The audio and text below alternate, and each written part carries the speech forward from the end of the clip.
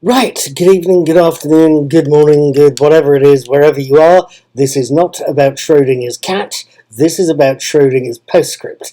You don't know if there's going to be one until you get to the end of the video. Hey ho!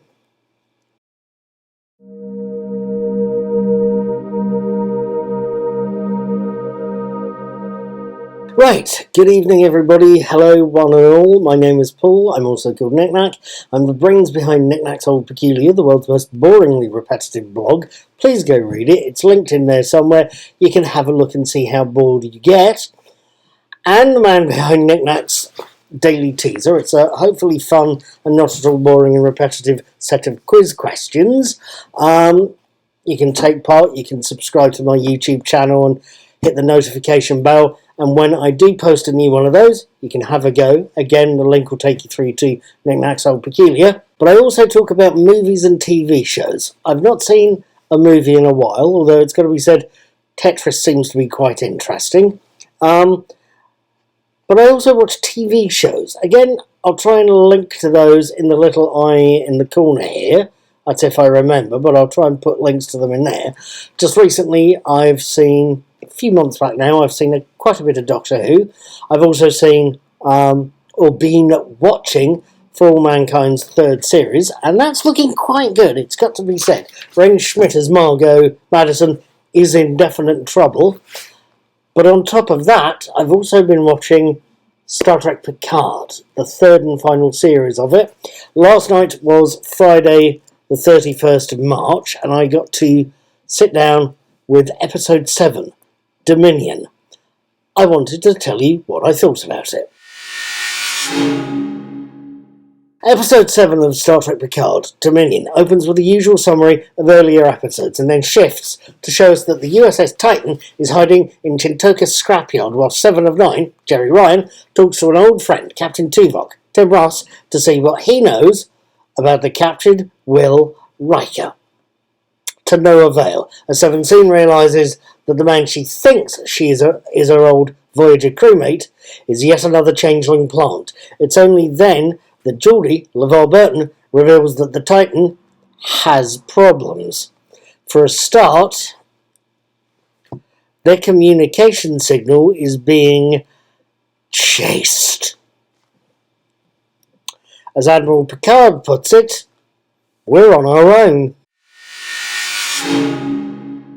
Now, it's going to be a little bit of a short review. I've got dinner cooking in the background as we speak, and I don't want my boiled vegetables to go even more boily. What did I make of Dominion? What did I think? What did I reckon on it? I have to say, I do have what is possibly a minor quibble, but that's something I can get to a little further down in this review. Dominion is absolutely superb.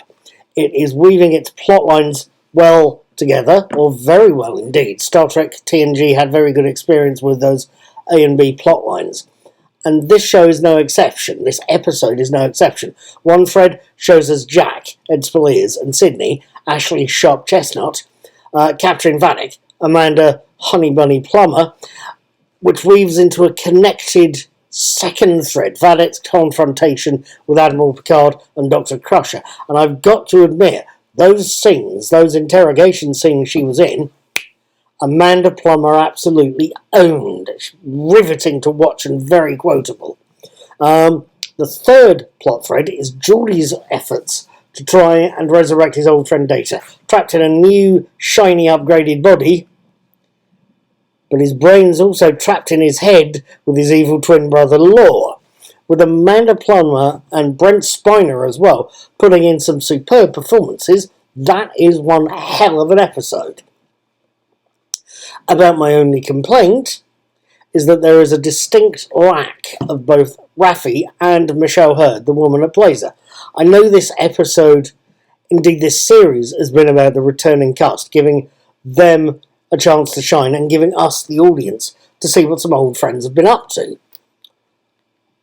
But, for me, Raffi is the character whose story arc was a key part of the first 2 series. Her actions, her activities, what she's doing. It was a key part of the first two series and seems to be very undervalued in this particular third series. I hate to mark an otherwise fine episode down, but for me personally, that is a flaw. At any rate, I hope we can see a little bit more of Raffi in the next episode, and indeed see how we get nearer and nearer to the deadly goings-on, or deadly potential goings-on, of Frontier Day.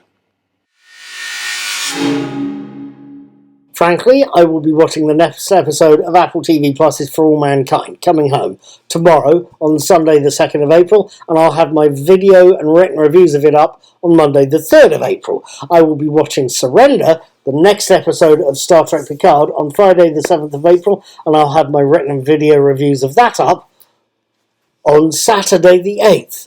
Hopefully, I will see you then. It's not a date, it's catching up with old friends.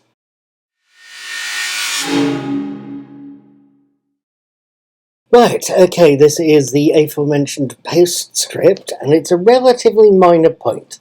I had a bit of an interesting exchange of comments with a fellow user on YouTube earlier, who made the very good point that we've not seen, well, I made the very good point, I think, about not having seen Jeffrey Combs in this series.